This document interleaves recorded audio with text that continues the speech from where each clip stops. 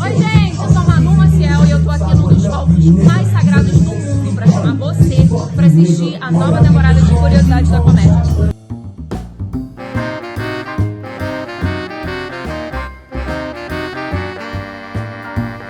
Meus amigos, vocês conseguiram, quer dizer, eu consegui. Nós estamos aqui na 6ª temporada do Curiosidade da Comédia, ou é 5ª temporada? Nós estamos aqui na nova temporada do Curiosidade da Comédia. Eu tô subido há muito tempo, né? Tem muita coisa acontecendo na minha vida. Quem me segue no meu Instagram, Havok Miranda, sabe exatamente o que tá acontecendo, cara. Eu tô fazendo um filho do Curiosidade da Comédia em outro formato. Tô fazendo stand-up pra caramba, postando conteúdo. Então, antes de começar essa temporada, eu preciso fazer aquele negócio de sempre, pessoal. Confere se você ainda tá inscrito no canal. Se você não tiver, inscreva-se e ativa o sininho, tá bom? O sininho é para as notificações. Eu não lanço vídeo sempre, eu lanço por temporada, então não vai atrapalhar em vocês nada, tá bom? E eu achei interessante começar essa nova temporada com um dos produtos de comédia mais importantes de todos os tempos, que é o Saturday Night Live, que veio da mente brilhante de um dos maiores produtores de comédia do mundo, o Lorne Michaels, e do executivo Dick Ebersol. O Lorne era um radialista de origem judaica. Ele começou sua carreira trabalhando como roteirista e radialista na CBC Radio, mas depois, em 1968, ele se mudou de Los Angeles para Toronto, para abrir a cabeça para descobrir outros projetos. O Lorne sempre foi muito requisitado, porque ele era muito bom de olho pra comédia. Ele sabia muito bem o que ia bombar, o que não ia. Ele tinha essa visão muito ampla, sabe? Hoje em dia, a maioria dos produtores de comédia já começa a trabalhar com os artistas quando eles estão bombados e tudo mais. O Lorne não. Com o olho dele, ele poderia saber quem ia bombar, e com isso ele ganhava uma vantagem absurda em relação ao mercado. A prova disso é que ele é o responsável de diversos produtos de comédia que moldaram a época. Ele descobriu praticamente o Conan O'Brien. O cara viu talento no Conan quando ninguém mais viu. Então, velho, o cara tem moral. O último vídeo da primeira temporada aqui do Curiosidade da Comédia foi contando a história do Conan. Então, se você não conhece, assiste lá, beleza? Mas sobre o programa em si desse vídeo de hoje, ele começou porque entre 1965 e 1975, a NBC soltava um programa chamado O Melhor do Carson, que eram reprises do Tonight Show que iam ao ar sábado e domingo de noite. Em 1974, o Johnny Carson, a maior personalidade da televisão, da comédia daquele momento, ele queria que esses episódios que iam sábado e domingo de noite fossem jogados pra semana, porque ele queria ter mais umas férias a mais, ele não queria trabalhar tanto. E se você não entendeu por que ele queria essas folgas, vou pedir pra você assistir o meu episódio sobre o Johnny Carson. Cara, eu vou fazer isso muito hoje em dia, né? Eu já falei sobre tudo praticamente. Bem, aí o presidente da NBC chamou o cara responsável pela programação noturna pra ele pensar em um produto e um programa novo pra ocupar esse espaço vazio, né? Aí eles perceberam que eles só conseguiriam criar um programa pra ocupar esse espaço tão importante, um programa bom o bastante para as pessoas realmente assistirem, com a ajuda da mente brilhante do Lorne Michaels. E por quase um mês inteiro eles trabalharam dia e noite na ideia, na formatação desse programa que iria trazer esquetes cômicas para a televisão ao vivo. A princípio mesmo, o programa se chamaria NBC's Saturday Night, porque o nome Saturday Night Live já estava sendo usado pela emissora rival, a ABC. É um programa chamado Saturday Night Live with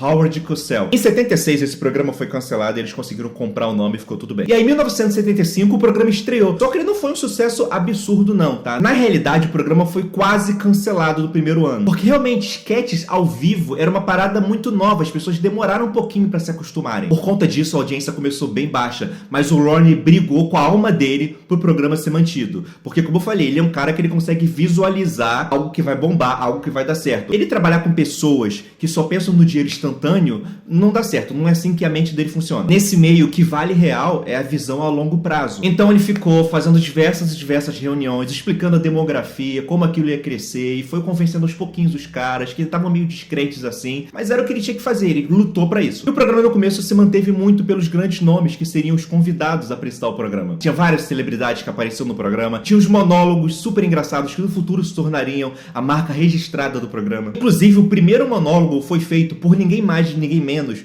do que o ícone, o rei da contracultura dos Estados Unidos daquele momento, o grande George Carlin. Como eu falei, tinha monólogo, tinha sketches, tinha apresentações musicais, e o detalhe é que tudo aquilo era feito ao vivo, podia dar ruim a qualquer momento, e com uma plateia real, tá? Não eram risadas gravadas. Como funciona o Saturday Night Live? Você ficou a semana inteira escrevendo, ensaiando e reescrevendo as sketches, tudo tem que ser memorizado perfeitamente, cada parte do programa tinha uma equipe pronta, seja para escrever sketches, escrever o Weekend Update, que é meio que um projeto dentro do Saturday Night Live que satiriza um jornal. Tinha uma equipe cuidando da apresentação musical, outra cuidando do marketing. A frase clássica do Lorne Michaels era de que o programa não começava quando estava pronto. O programa começava quando dava 11h30 e é isso. E quem segurou a barra na frente da tela foi o renomado comediante Chevy Chase. Porém, na segunda temporada, enquanto o Lorne estava brigando pro programa se manter, simplesmente o Chevy Chase, a atração principal do programa, o nome renomado do programa, saiu, fazendo com que abrisse uma margem absurda na qualidade final do produto. E o Lorne, desesperado, teve que confiar em um comediante que estava começando a crescer naquele momento,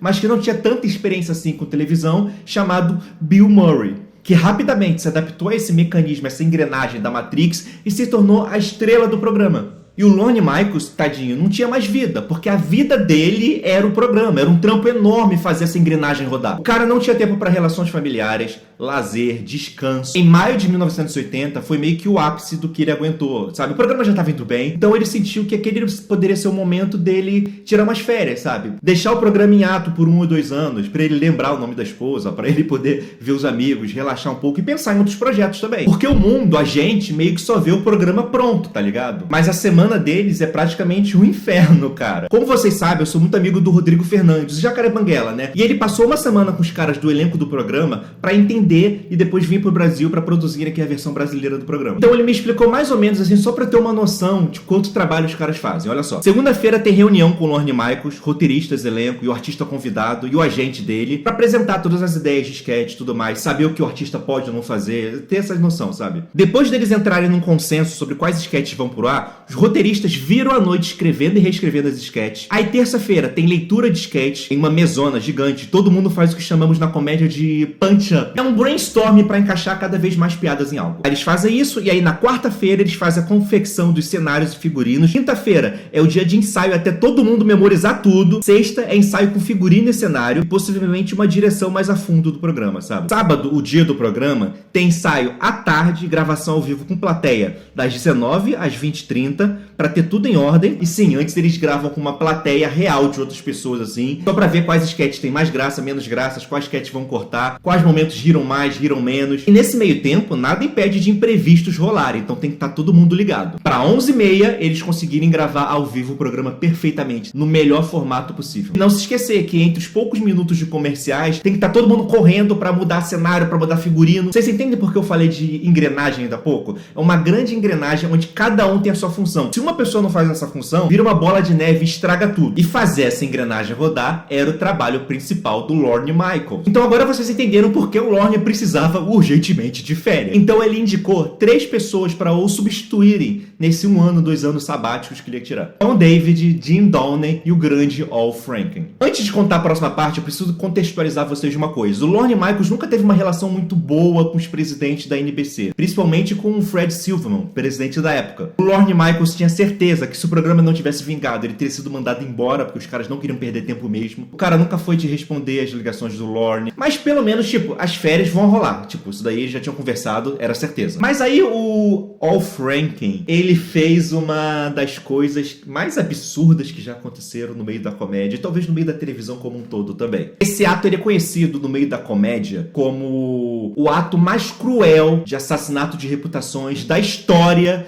dos assassinatos de reputações. E foi o seu fatídico monólogo no Wicked Update, que era um jornalzinho satírico dentro do SNL, tipo o Jon Stewart, o John Oliver, o Gregório que no Brasil fazem, que conta, sabe, as notícias da semana. E aí nessa semana, tudo começou com a porra de uma limusine. O presidente da emissora daquele momento, Fred Silverman, usava uma limusine da emissora para levá-lo e buscá-lo de casa pro programa todos os dias. E aí o Al Franken, que era muito amigo do Lorne Michaels e viu tudo que ele estava passando, quis tomar as dores do amigo. Porque, segundo ele, o Fred não servia pra nada e não merecia esse tratamento diferenciado. E aí ele resolveu falar sobre isso no Saturday Night Live, ao vivo, na emissora do cara. The other day I was standing outside Rockefeller Center trying to get a cab and I was thinking about what I was going to do for this week's spot. And I came up with this great idea. It's a hilarious idea. And then some guy walks up to me and he says, "Hey, Al Franken, I'm sorry to bother you, but I'd just like to say I really enjoy your work." So I say, "Get lost, I'm trying to think." So the guy leaves. By this time, I've forgotten the idea. This great idea I'd be doing for you now if it hadn't been for this scum who interrupted my thought process. Okay, so I get in the cab and I start thinking, how did this happen to me Al Franken. And I figured it happened because I was trying to get a cab. I should have a limousine. I mean, let's be reasonable. Here I am, Al Franken, one of NBC's few bright spots, and I'm forced to compete for taxis with you ordinary people out on the street. But now get this. You know who gets complete door-to-door limousine service from NBC? Fred Silverman. Now, here's a guy who is a total, unequivocal failure. Okay, the guy's been here 2 years, and he hasn't done diddly squat. Por ter sido um ato impulsivo, por falta de comunicação, não importa. Acontece o seguinte, mano. O Fred Silverman achou que isso daí tinha sido a mando do Lorne Michaels. E aí o Silverman ficou enfesado que só o diabo, acabou com tudo. Ferrou tudo. Ferrou todo mundo. Todos os envolvidos. Todo mundo que tinha qualquer relação com o Lorne Michaels tomou no rá as férias. Não. A indicação, então, pô. Mano, a emissora, a NBC, começou real a fazer planos pro futuro da emissora sem o Lorne Michaels. Nem chamava o cara mais pras reuniões. Isso levou a Jean Domania, uma produtora executiva do programa, trabalhava meio que nos bastidores e tal, que nunca teve qualquer relação com escrita de comédia, a ganhar o emprego do Lorne Michaels no programa. A mulher fez uma mudança quase que total no elenco do programa, ficou uma porcaria, ela foi demitida na temporada seguinte, que levou um renomado autor chamado Brian Finamore a falar que essa foi a pior época do programa da história. Mas foi a temporada que entrou o Ed Murphy e o Joe Piscopo. Então, tipo, foi legal até. Isso foi legal, pelo menos. Uma coisa. Tanto que quando ela caiu, eles dois foram os únicos do elenco que não caíram. O programa tava indo bem, mas a emissora em si não tava indo tão bem assim, sabe? Foi meio que o momento das tretas de contrato com Johnny Carson. Além, é claro, de que nesse período de 1980, o presidente, na época, o Jimmy Carter, decidiu boicotar as Olimpíadas de Moscou por causa da invasão da União Soviética no Afeganistão. Então teve muito menos grana entrando na emissora, cortes deveriam ser feitos. Mas nesse período de 1980, o Lorne Michaels voltou para a emissora e pensou em um programa chamado Yesterday. Era uma versão do Weekend Update, só que de meia hora. O programa foi boicotado pelo Johnny Carson. Depois que o Johnny Carson venceu a briga com a emissora, que eu já falei naquele vídeo de Johnny Carson que vocês precisam assistir, o Johnny Carson ganhou o direito de aprovar ou não os programas que iriam ao ar, antes e depois do Tonight Show, para não atrapalhar em nada o produto. Ele nunca foi muito fã do Saturday Night Live, então, mas o Lorne Michaels voltou com estilo, tá? Ele falou que ele ficaria pelo mesmo salário de antes. Em vez de ficar pechinchando, ele deu aos executivos da NBC 24 horas para eles apresentarem uma contraproposta pro que ele tava ofertando. O cara tinha moral, né, mano? Acontece que nesse momento, os executivos da NBC não estavam muito felizes com as atitudes do Fred Silverman, o presidente, né?